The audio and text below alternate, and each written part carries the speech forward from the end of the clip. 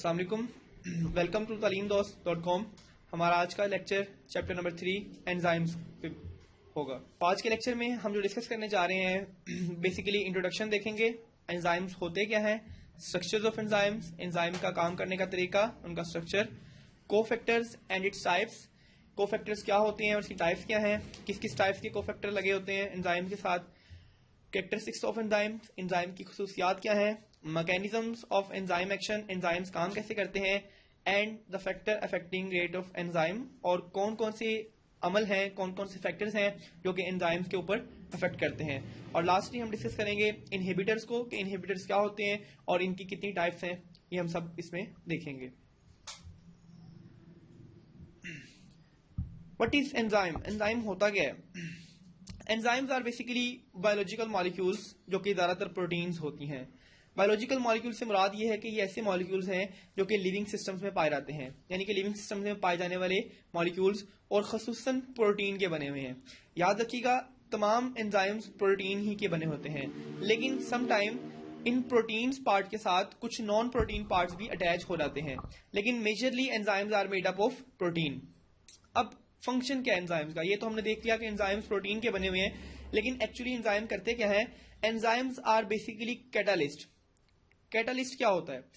Catalyst basically कोई ऐसा compound, कोई ऐसी सब्सटेंस जो किसी भी केमिकल रिएक्शन को स्पीड अप कर दे, कैटालिस्ट कहलाती है। एंजाइम्स आर आल्सो कैटालिस्ट, लेकिन ये ऐसे कैटालिस्ट हैं जो कि बायोलॉजिकल रिएक्शंस में इस्तेमाल होते हैं। यानी कि अगर हम केमिकल की बात करें तो केमिकल रिएक्शंस में स्पीड अप चीजों को करने के लिए कैटालिस्ट इस्तेमाल होते हैं, लेकिन बायोलॉजिकल रिएक्शंस के अंदर कैटालिस्ट का फंक्शन एंजाइम्स परफॉर्म करते हैं, और हम ये देख चुके हैं कि एंजाइम्स प्रोटीन के बने हुए हैं। They also help in complex reactions occur everywhere in life. हमारी बॉडीज में, बॉडी से बाहर बहुत से रिएक्शंस चल रहे हैं, इन तमाम रिएक्शंस को कैरी करने के लिए एंजाइम्स का होना बहुत जरूरी है। For example, a piece of meat, गोश्त का एक टुकड़ा खाया जाता है, हम टुकड़ा खाते हैं गोश्त का। प्रोटीएजिस एंजाइम्स हैं जो कि प्रोटीन को डाइजेस्ट करते हैं। हम पहले भी पढ़ चुके हैं कि ये जो वर्ड एज है, the word ase, this ase is belonging to the category enzyme, यानी कि किसी भी चीज के एंड पे अगर ये एज आ जाता है तो हमें समझ जाना चाहिए कि ये बेसिकली कोई एंजाइम है। तो प्रोटीएज का वर्ड प्रोटीन ही से निकला है, यानी कि प्रोटीन को डिसोल्व करने का एंजाइम।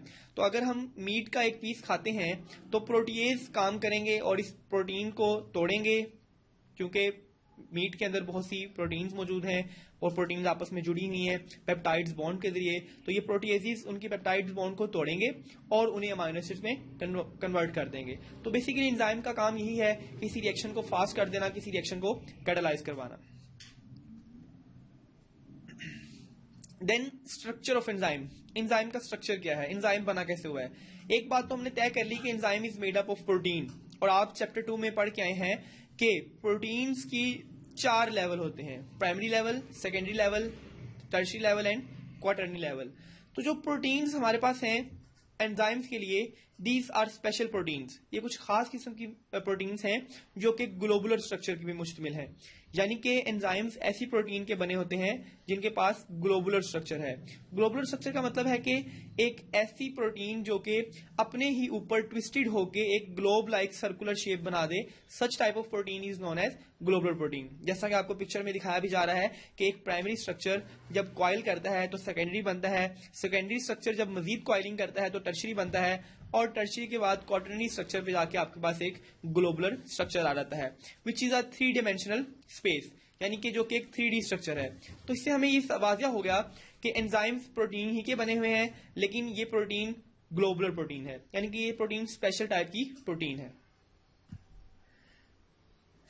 तो पिक्चर में आप देख सकते हैं कि एक एंजाइम दिखाया जा रहा है जो कि कमोबेश एक ग्लोब ही की शेप का है, और इस एंजाइम की तमाम पार्ट्स काम नहीं करते, इस प्रोटीनियस एंजाइम के तमाम पार्ट काम नहीं करते, बल्कि इसकी कैटालिटिक एक्टिविटी, जो काम करने की सलाहियत है, वो एक खास पार्ट तक महदूद रहती है।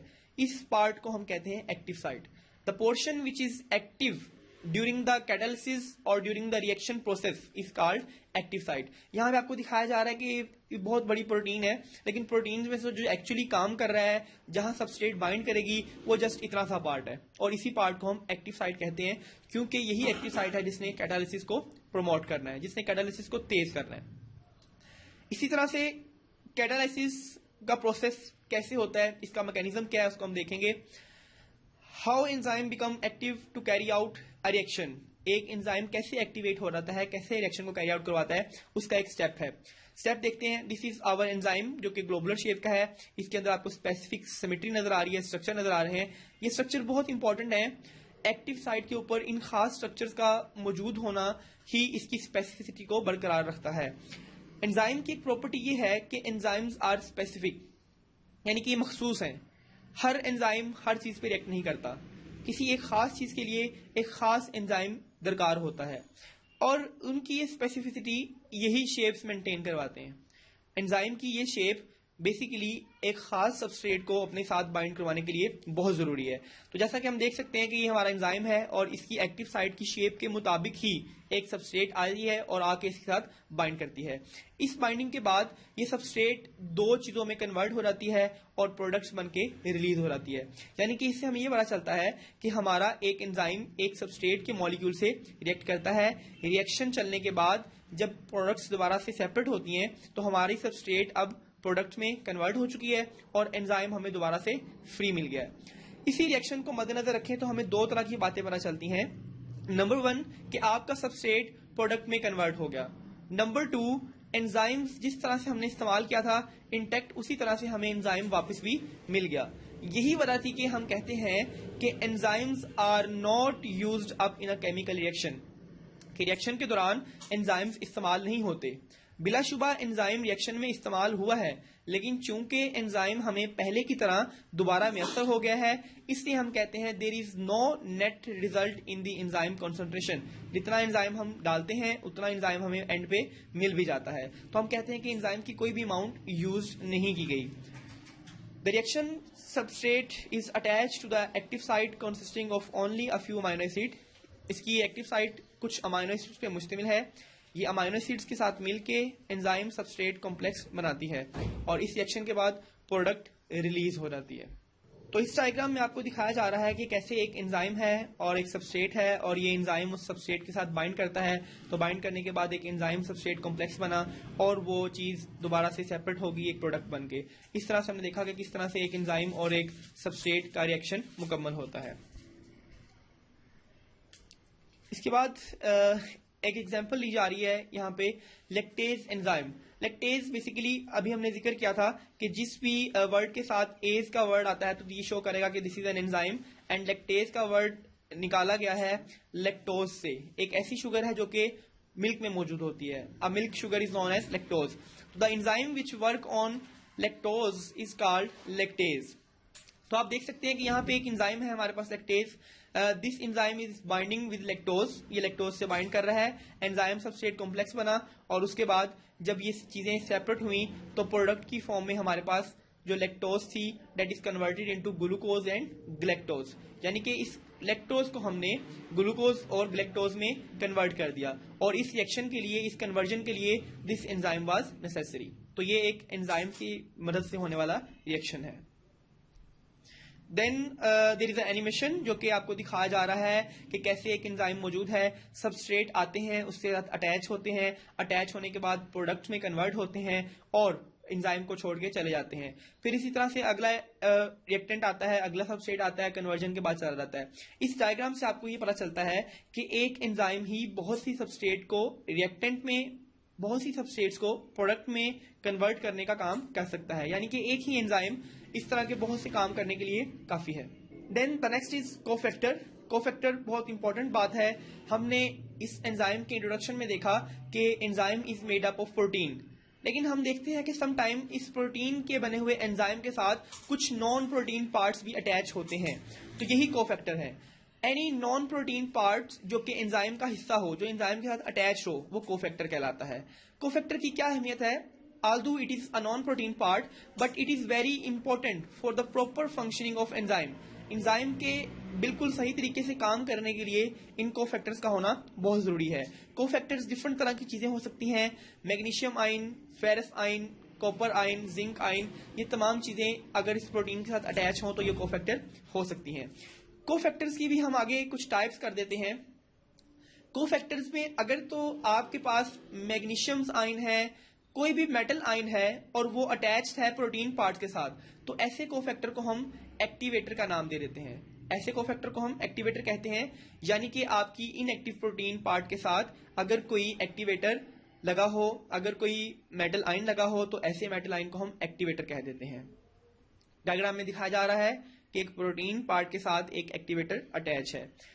यहां आप देख सकते हैं कि जैसे ही इस नॉन प्रोटीन पार्ट के साथ इसका कोफैक्टर लगा है आके, तो ये प्रोटीन एक्टिव हो गई है और अपने काम करने के लिए तैयार हो गई है। तो इससे हमें पता चला कि कोफैक्टर क्या है। These are some non protein part of enzyme. Protein के अलावा भी कोई पार्ट होने चाहिए एंजाइम के पास, और ये एंजाइम की फंक्शनिंग को मजीद बेहतर बना देते हैं और उसको मजीद अच्छा रिजल्ट देते हैं। Then types of cofactor. Cofactors की क्या टाइप्स हैं? कोफैक्टर्स को हम मेनली दो टाइप्स में डिवाइड करते हैं, इनऑर्गेनिक एंड ऑर्गेनिक। इनऑर्गेनिक से मुराद ऐसे कोफैक्टर्स जिसमें कोई ऑर्गेनिक कंपाउंड या कोई ऑर्गेनिक मॉलिक्यूल शामिल ना हो, जस्ट लाइक मेटल आयन, जैसा हमने अभी पीछे डिस्कस किया, फेरस, कॉपर, जिंक, ये सारे क्या हैं जी? ये इनऑर्गेनिक आयन्स हैं।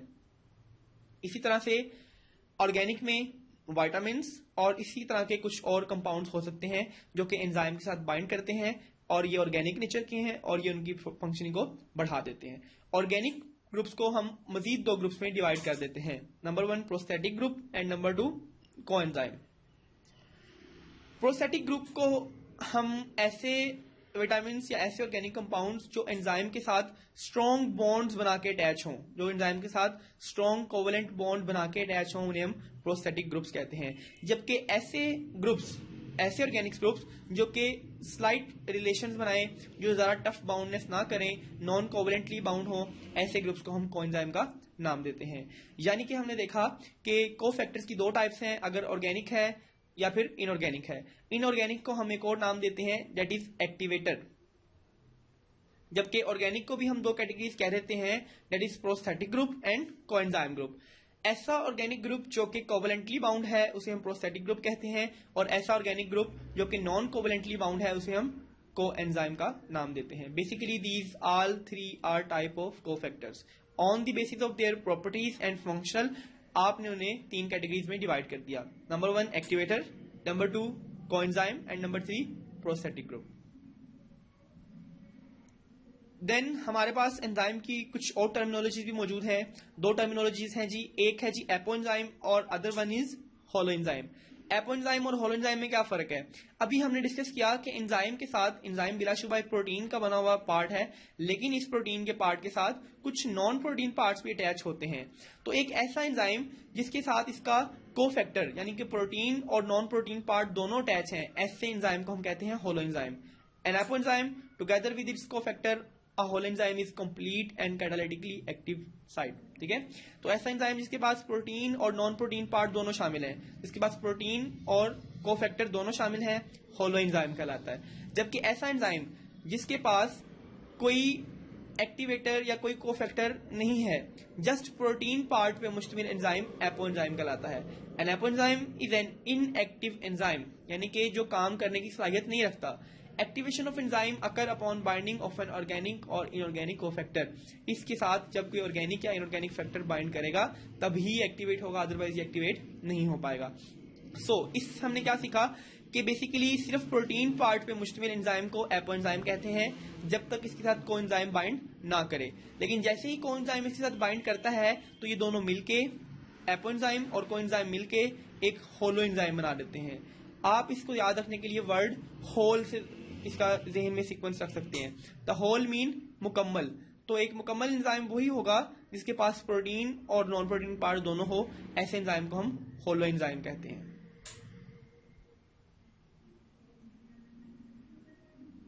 Then feedback inhibition. Feedback inhibition से क्या मुराद है?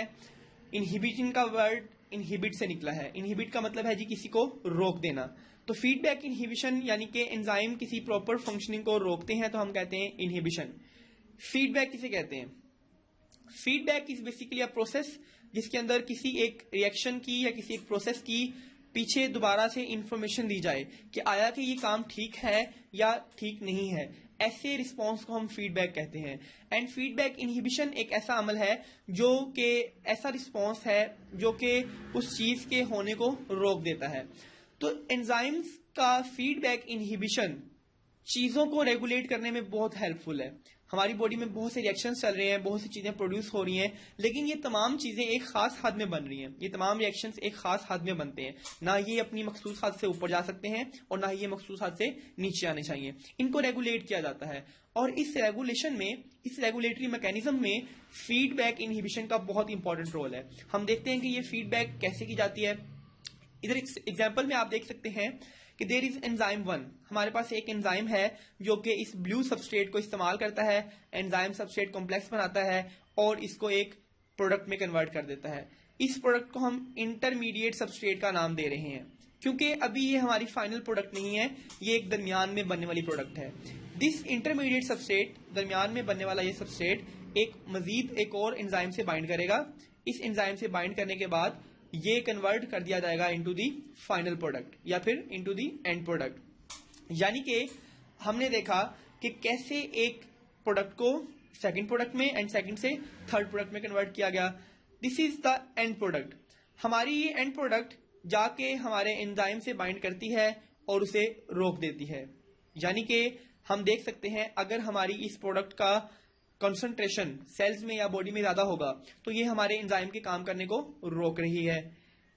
तो इससे हमें ये पता चला कि हमारे इस रिएक्शन की परफॉर्मेंस, ये रिएक्शन कितना होगा, ये डिपेंड करता है एंड प्रोडक्ट पे। अगर एंड प्रोडक्ट ज्यादा बन रहा है तो हमारा एंजाइम काम करना छोड़ देगा और हमारा रिएक्शन रुक जाएगा। लेकिन अगर हमारी बॉडी में इस प्रोडक्ट की अमाउंट कम हो रही है तो इनहिबिशन खत्म होगी और एंजाइम दोबारा से काम करना शुरू कर देगा। इस तरह के रेगुलेटरी मैकेनिज्म को हम नाम देते हैं फीडबैक इनहिबिशन। एक ऐसा रिएक्शन जिसमें एक बनने वाली प्रोडक्ट खुद ही अपनी प्रोडक्शन को रोक दे, ऐसे फैक्टर को, ऐसे मैकेनिज्म को हम फीडबैक इनहिबिशन कहते हैं। देन हम डिस्कस करेंगे कैरेक्टरिस्टिक्स ऑफ एंजाइम। एंजाइम के डिफरेंट कैरेक्टर्स हैं। First of all globular protein, ये हमने डिस्कस किया कि all enzymes are made up of protein, और प्रोटीन की भी एक स्पेशल टाइप है, एक स्पेशल कैटेगरी है globular protein. Enzyme globular protein ही के बने हुए हैं जो कि 3 डायमेंशनल स्ट्रक्चर है, राउंड है, ग्लोब लाइक स्ट्रक्चर है, और इसके अलावा ये टर्शियरी लेवल या क्वार्टरनरी लेवल पे ग्लोबुलर होते हैं। Second properties that increase the rate of reaction. याद रखिएगा एंजाइम्स रिएक्शंस के रेट को इंक्रीज कर देते हैं। कैसे इंक्रीज करते हैं? Bye lowering there activation energy. अब यहां पे कुछ सवाल आते हैं, एंजाइम्स रिएक्शन को कैसे तेज करते हैं? Enzymes speed up the chemical reaction by lowering the activation energy. Activation energy क्या है? एक्टिवेशन एनर्जी ये एनर्जी की वो अमाउंट है जो किसी रिएक्शन को स्टार्ट करने के लिए चाहिए है, जो किसी रिएक्शन को स्टार्ट करने के लिए बहुत ज्यादा जरूरी है। अब एक्टिवेशन एनर्जी बेसिकली रिक्वायर्ड है किसी भी रिएक्शन को चलाने के लिए, लेकिन अगर हमारे पास उस एनर्जी लेवल के मुताबिक एनर्जी नहीं आती तो हमारा रिएक्शन स्टार्ट नहीं हो पाता। तो इस काम के लिए हम क्या करते हैं? वो यूज एंजाइम। एंजाइम क्या करता है जी? एंजाइम इस एक्टिवेशन एनर्जी को कम कर देता है। लेट्स सपोज हमारा रिएक्शन 80 जाउल पे जाके स्टार्ट होना था, 80 जाउल एनर्जी आएगी तो ये रिएक्शन आगे चल पाएगा, अदरवाइज रिएक्शन नहीं चलेगा। लेकिन हमने यहाँ पे एक एंजाइम डाला, इस एंजाइम की मदद से क्या हुआ? एंजाइम कहता है कि आप एनर्जी सिर्फ 60 जाउल दें, मैं 60 जाउल एनर्जी पे भी ये काम करवा दूंगा। तो इस तरह से हमारा ये रिएक्शन स्पीड अप हो जाता है कि रिएक्शन को 80 जाउल रिक्वायर्ड थी जो कि लाने में मुश्किल पेश थी, इसको लेके आने में टाइम लगना था, लेकिन एंजाइम ने कहा कि मैं ये काम 60 जाउल की प्रेजेंस में भी कर सकता हूं। तो ऐसे आपका ये रिएक्शन फास्ट हो गया, टाइम भी कम लगेगा, एनर्जी भी कम लगेगी। तो इसी तरह से आपका रेट ऑफ रिएक्शन इंक्रीज हो जाता है by using the enzyme. Enzyme do not affect nature और properties of end product. Enzyme की मौजूदगी से एंड प्रोडक्ट्स की खसूसियात पे या उसकी नेचर पे कोई फर्क नहीं पड़ता। एंजाइम किसी चीज को डिस्टर्ब नहीं करता। Enzyme can work in small amount. Enzyme बहुत कम अमाउंट में भी काम कर सकता है। हमने पीछे एक एनिमेशन में देखा था कि एक ही एंजाइम बहुत से सबस्ट्रेट्स को कर सकता है। एक एंजाइम बहुत से सबस्ट्रेट से रिएक्शन करता है, क्योंकि एंजाइम ने एक सबस्ट्रेट को कन्वर्ट करने के बाद फ्री हो जाना है, दोबारा से अवेलेबल होगा और फिर वो एक और को पकड़ के इसको प्रोडक्ट में कन्वर्ट करेगा, फिर वहां से फ्री होकर दूसरे को भी पकड़ेगा। तो इस तरह से अगर आप बहुत कम अमाउंट में भी एंजाइम डाल दें तो वो एंजाइम आपकी रिएक्शन को स्पीड अप कर सकते हैं। So we use small amount of enzyme to enhance the rate of reaction. Then specificity को हमने डिस्कस किया कि एंजाइम्स आर वेरी स्पेसिफिक। ऐसा नहीं है कि एक ही एंजाइम से आप 2-4 किस्म के रिएक्शंस करवा सकें, हर रिएक्शन के लिए एंजाइम स्पेसिफिक है। एक खास एंजाइम ही एक खास चीज को कन्वर्ट कर सकता है, हर एंजाइम हर चीज को कन्वर्ट करने की एबिलिटी नहीं रखता। और ये स्पेसिफिसिटी कहां से आती है? This specificity basically belong to the active site. आपने देखा था अगर ये कोई एक एंजाइम है तो इस एंजाइम की एक खास साइट मौजूद है, यानी कि let's suppose if it is an enzyme, इस एंजाइम की खास शेप है, अगर इस शेप का सबस्ट्रेट आएगा तो ही इसके अंदर बाइंड करेगा, अदरवाइज कोई और सबस्ट्रेट इसके साथ बाइंड नहीं कर सकता। So we say that each and every enzyme is specific for its reactant. ये खास किस्म की रिएक्टेंट से ही रिएक्ट करेगा और उसे कन्वर्ट करेगा, अदरवाइज एंजाइम काम नहीं करता। Second is that sensitive to temperature. Enzymes are quite sensitive to temperature. Enzymes are made up of proteins के बने हुए हैं, और आपको पता है कि प्रोटीन सेंसिटिव कंपाउंड है। टेम्परेचर ज्यादा होने से प्रोटीन डीनेचर हो सकती है, अपने स्ट्रक्चर को खराब कर सकती है, और अगर स्ट्रक्चर खराब हो गया तो एंजाइम काम नहीं कर सकता। So we say that enzymes are sensitive to temperature. अगर आप चाहते हैं कि आपका एंजाइम सही तरह से काम करे तो आपको एक खास टेम्परेचर प्रोवाइड करना होगा। इसी तरह से pH is the measure of acidity और बेसिसिटी इन अ सॉल्यूशन। तो अगर आप पीएच को एक नॉर्मल लेवल से ऑप्टिमम लेवल से ऊपर या नीचे लेके जाते हैं तो एंजाइम की काम करने की सलाहियत खराब हो सकती है। ज्यादा पीएच या कम पीएच एंजाइम्स की आयनिक बैलेंस को और इनकी बॉन्ड्स को खराब कर सकती है, और अगर ऐसा हुआ तो एंजाइम का स्ट्रक्चर खराब होगा, एक्टिव साइट का स्ट्रक्चर चेंज हो जाएगा और आपका एंजाइम सबस्ट्रेट से बाइंड नहीं कर पाएगा। Substrate concentration also affect the rate of enzyme. अगर आप किसी एक रिएक्शन में सबस्ट्रेट ज्यादा डालते हैं तो रिएक्शन भी ऑब्वियसली ज्यादा होगा, अगर आप सबस्ट्रेट्स कम डालते हैं तो रिएक्शन रेट भी कम रहेगा। तो एक एंजाइम इन तीनों चीजों के साथ रिलेटेड है, temperature, pH and substrate concentration. These ले affects on the enzyme activity. Then enzyme require cofactor for proper functioning. हमने बात की कि किसी भी एंजाइम को प्रोटीन के साथ साथ नॉन प्रोटीन पार्ट की भी जरूरत पड़ सकती है।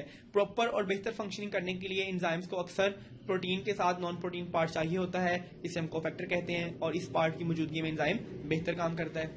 Then lowering the energy of activation. ये बात हमने यहाँ डिस्कस की ऊपर कि कैसे एंजाइम स्पीड अप करता है रिएक्शंस को by lowering the activation energy. Activation energy को कम कर देता है और रिएक्शन के लिए आसानियां पैदा कर देता है।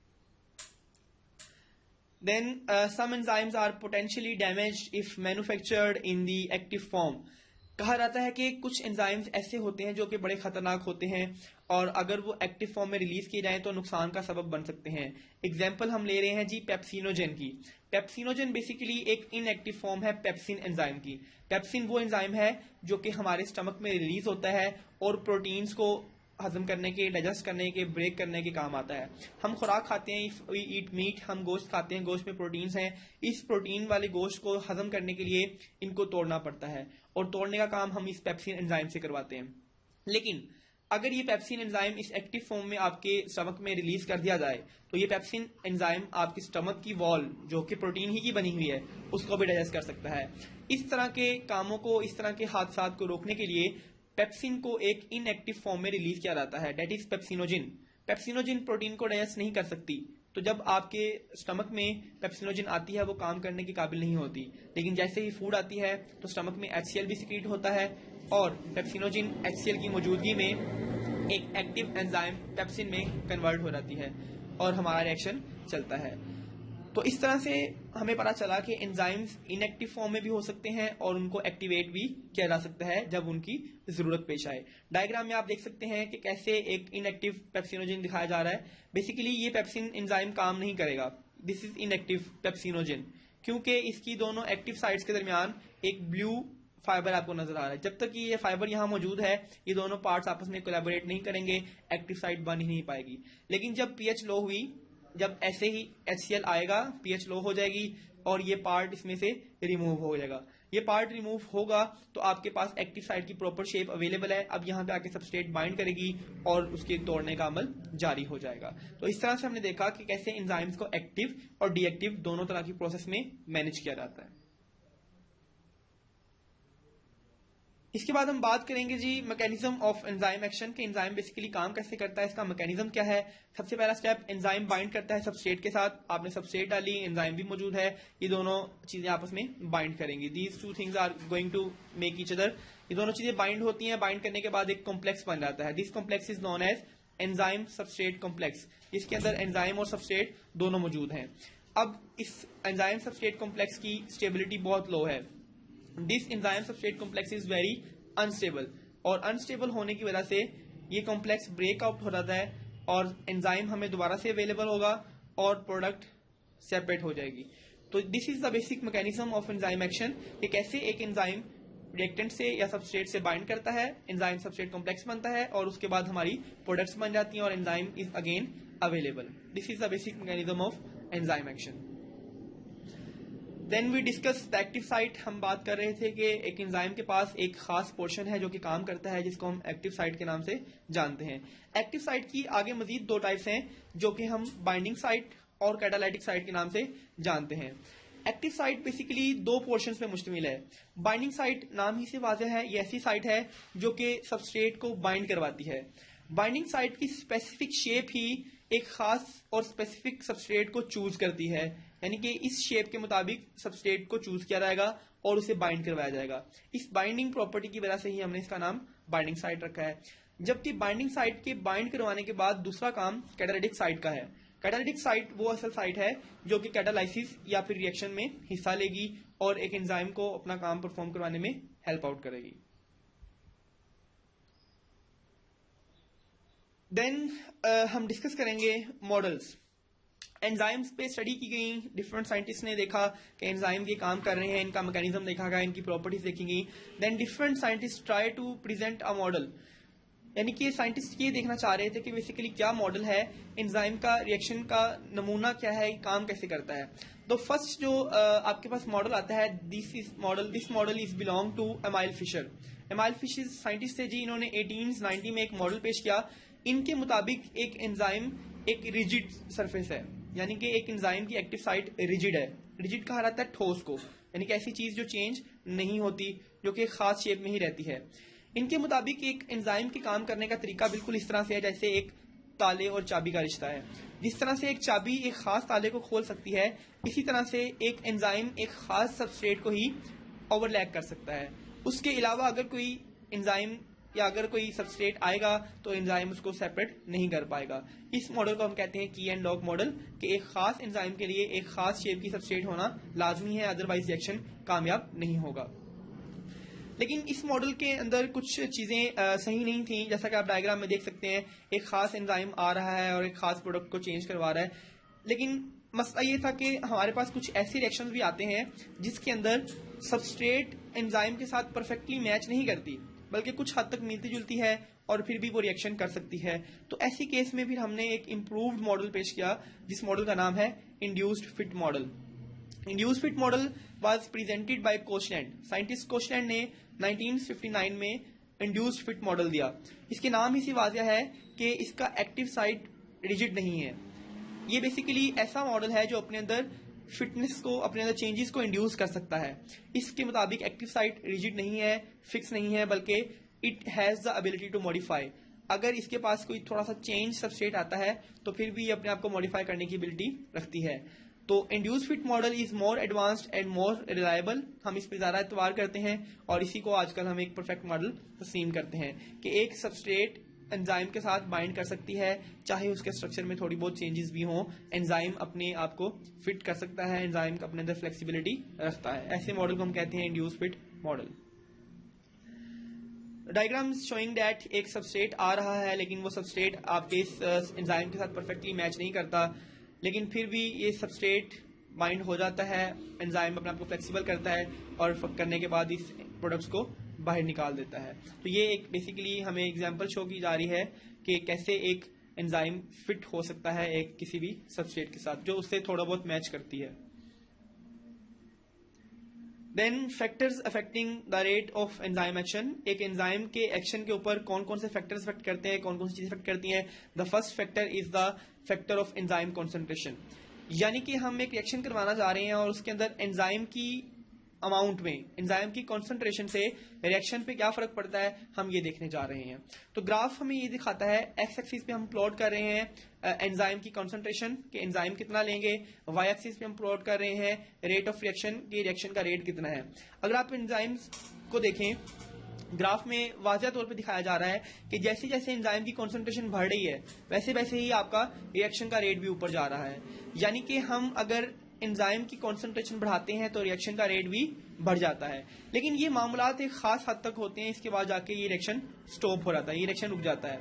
उसकी वजह ये है कि एक खास हद पे जाके आपका एंजाइम इतना ज्यादा हो जाता है कि सबस्ट्रेट कम पड़ जाती है। तो यहाँ पे इस केस में एंजाइम लिमिटिंग रिएक्टेंट का काम करना शुरू कर देगा और आपका रिएक्शन कांस्टेंट हो जाएगा। तो हम जनरल वर्ड्स में कह सकते हैं कि एंजाइम की कंसंट्रेशन बढ़ाने से रेट ऑफ रिएक्शन बढ़ता है, लेकिन एक लिमिट तक, up to a certain limit. उस लिमिट से ऊपर रिएक्शन के रेट पे कोई फर्क नहीं पड़ेगा, चाहे हम एंजाइम मजीद बढ़ा दें। वजह यह है कि एंजाइम तो आपके पास बहुत हो गए, लेकिन अब सबस्ट्रेट कम हो रही है। इसको हम कहते हैं enzyme concentration. The second one is substrate concentration. Substrate concentration का भी रेट ऑफ रिएक्शन के साथ ऐसा ही कुछ रिलेशन है। अगर आप सबस्ट्रेट की कॉन्सेंट्रेशन को बढ़ाते हैं तो रिएक्शन का रेट भी इंक्रीज करता है, लेकिन ये काम भी एक स्पेसिफिक साइड तक जाके होता है। इसके बाद आप सबस्ट्रेट जितना भी बढ़ा लें, रेट ऑफ रिएक्शन इंक्रीज नहीं करता। सेम रीजन है जो हमने पीछे डिस्कस की है, रिएक्शन के लिए सबस्ट्रेट और एंजाइम दोनों का होना बहुत जरूरी है। अब आप इस रिएक्शन में सबस्ट्रेट तो बढ़ाई जा रहे हैं, लेकिन एंजाइम की तादाद हमारे पास महदूद है, सो उस खास अमाउंट के बाद रिएक्शन आगे नहीं बढ़ता and reaction will be constant. Third is temperature. Temperature का क्या इफेक्ट है, हम पीछे बात कर चुके हैं कि एक एंजाइम प्रोटीन का बना हुआ है और प्रोटीन बहुत ज्यादा सेंसिटिव है। Protein is temperature sensitive. अगर प्रोटीन्स को इनका ऑप्टिमम टेम्परेचर प्रोवाइड नहीं किया जाता, अगर आप टेम्परेचर बढ़ा देते हैं तो टेम्परेचर बढ़ाने से प्रोटीन का स्ट्रक्चर डैमेज हो सकता है। जैसे कि आप डायग्राम में देख सकते हैं कि ये बेसिकली प्रोटीन्स के मॉलिक्यूल्स हैं। जब हम इनको टेम्परेचर नॉर्मल रखते हैं तो इन मॉलिक्यूल्स की मूवमेंट स्पेसिफिक रहती है, लेकिन टेम्परेचर बढ़ाने से इनकी मूवमेंट बहुत ज़्यादा विगरस हो जाती है और ये विगरस मूवमेंट प्रोटीन के स्ट्रक्चर को डीनेचर या ख़राब करने की एबिलिटी रखते हैं। अगर एंजाइम का स्ट्रक्चर डीनेचर हो जाए तो एंजाइम प्रॉपर्ली काम नहीं कर पाता। डेट्स वाई एंजाइम्स को काम करने के लिए एक खास सूटेबल रेंज चाहिए। अगर ये रेंज नहीं मिलती तो एंजाइम प्रॉपर्ली काम नहीं करते। तो एग्जाम्पल में हम देख सकते हैं कि एक ऐसा एंजाइम जो 37 पे काम करता है, अगर आप इसका टेम्परेचर 0 से बढ़ाते हैं तो रेट ऑफ रिएक्शन भी बढ़ रहा है, लेकिन ये सिलसिला सिर्फ 37 तक बरकरार रहता है। इसके बाद अगर आप टेम्परेचर मजीद बढ़ाएंगे तो रेट ऑफ रिएक्शन डिक्रीज हो रहा है, क्योंकि ऐसा करने से एंजाइम डीनेचर हो रहा है। तो किसी भी टेम्परेचर के अंदर 10 डिग्री सेंटीग्रेड बढ़ाने से एंजाइम की एक्टिविटी 50 डिग्री सेंटीग्रेड बढ़ जाती है।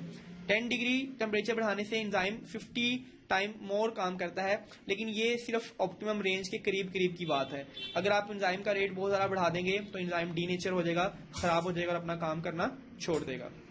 The fourth factor is pH.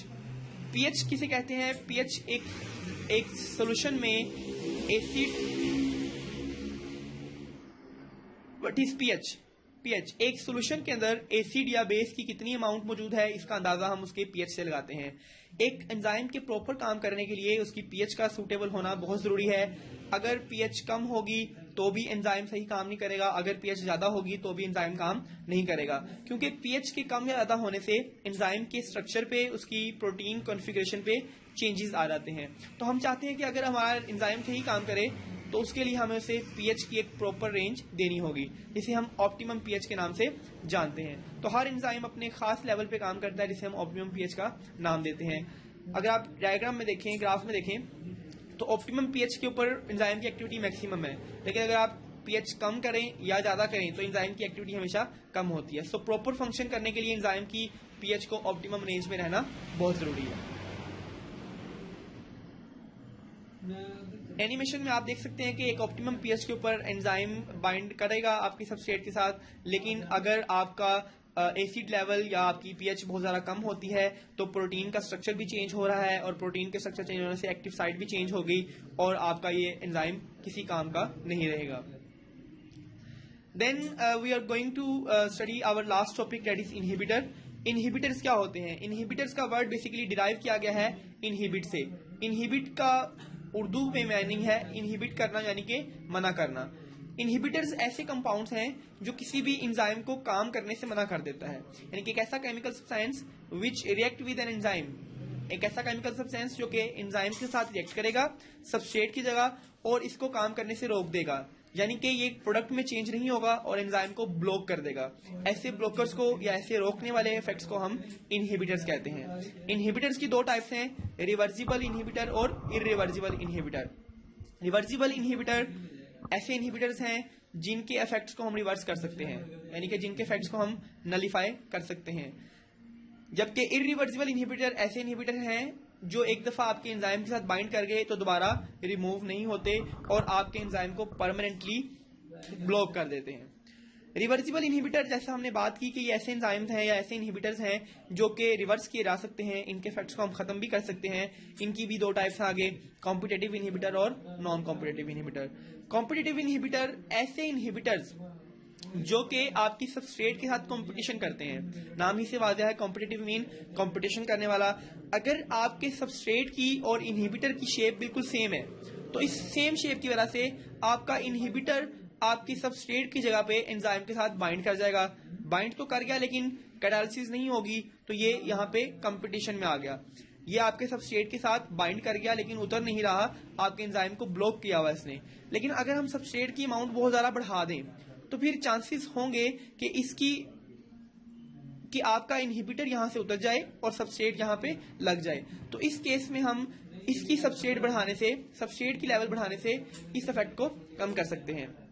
जबकि नॉन कॉम्पिटिटिव इनहिबिटर्स ये ऐसे इनहिबिटर्स हैं जो कि एंजाइम के साथ किसी और जगह पे बाइंड करते हैं। लेट्स सपोज वो एंजाइम के साथ किसी अलग जगह पे बाइंड करते हैं और बाइंड करके एक्टिव साइट को खराब कर देते हैं। अब इस डिफेक्टेड एक्टिव साइट पे कोई प्रोडक्ट बाइंड नहीं कर सकता और हम कहते हैं कि एंजाइम बाइंड कर गया।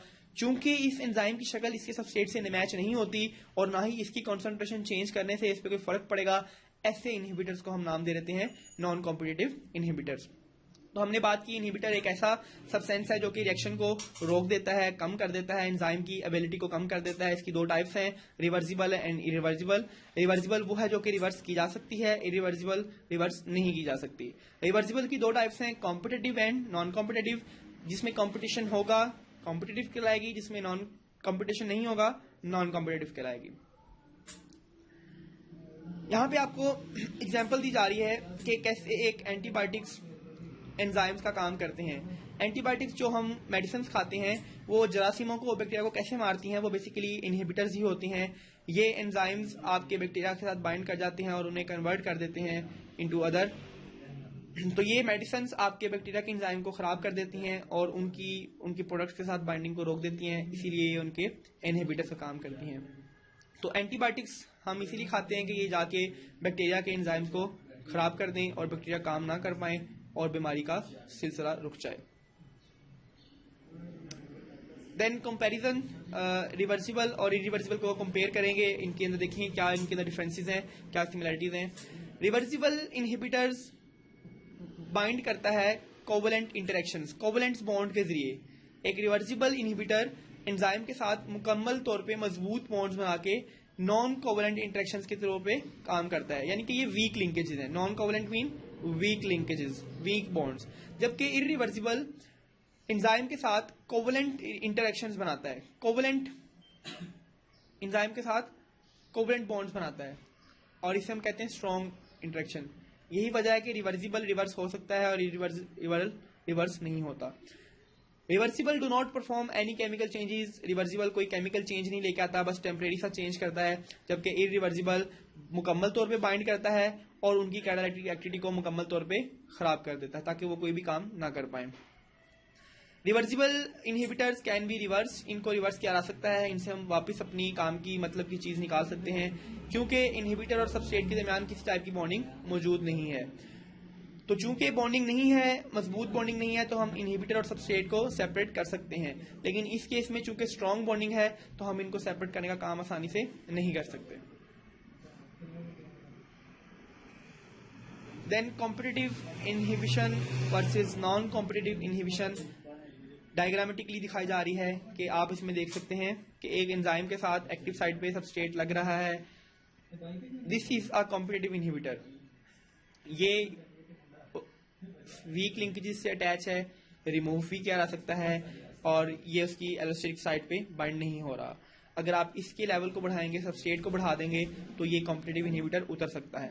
लेकिन नॉन कॉम्पिटिटिव के अंदर ये इनहिबिटर एक्टिव साइट के अलावा की साइट पे बाइंड करता है और इसकी शेप को चेंज कर देता है। अब इसके साथ कोई कंपटीशन नहीं है क्योंकि इन दोनों की प्लेस डिफरेंट है, लेकिन इसके लगने से इसकी एक्टिव साइट के अंदर चेंज आ गया। अब इसकी और इसकी बाउंडिंग में कोई कॉम्बिनेशन नहीं बन रहा, तो ऐसे इनहिबिटर को हम नॉन कॉम्पिटिटिव इनहिबिटर कहते हैं।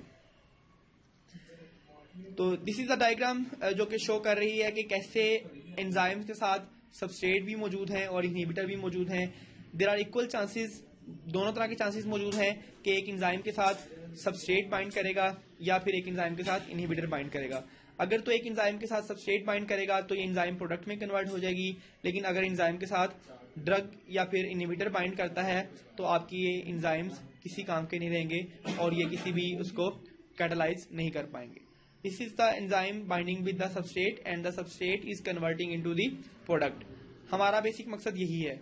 लेकिन अगर इस प्रोडक्ट की जगह हमारे पास कोई इनहिबिटर बाइंड हो जाए तो वो एंजाइम की एक्टिविटी ब्लॉक हो जाती है। Then this is an enzyme. एक एंजाइम दिखाया जा रहा है जो कि सबस्ट्रेट के साथ बाइंड करता है, लेकिन अगर इसके साथ आके एलोस्टेरिक इनहिबिटर, कोई इनहिबिटर अटैच हो जाए तो फिर ये एंजाइम किसी भी सबस्ट्रेट को बाइंड नहीं कर पाता क्योंकि इसकी शेप में चेंज आ जाता है और इसी तरह से ये एंजाइम ब्लॉक हो जाता है।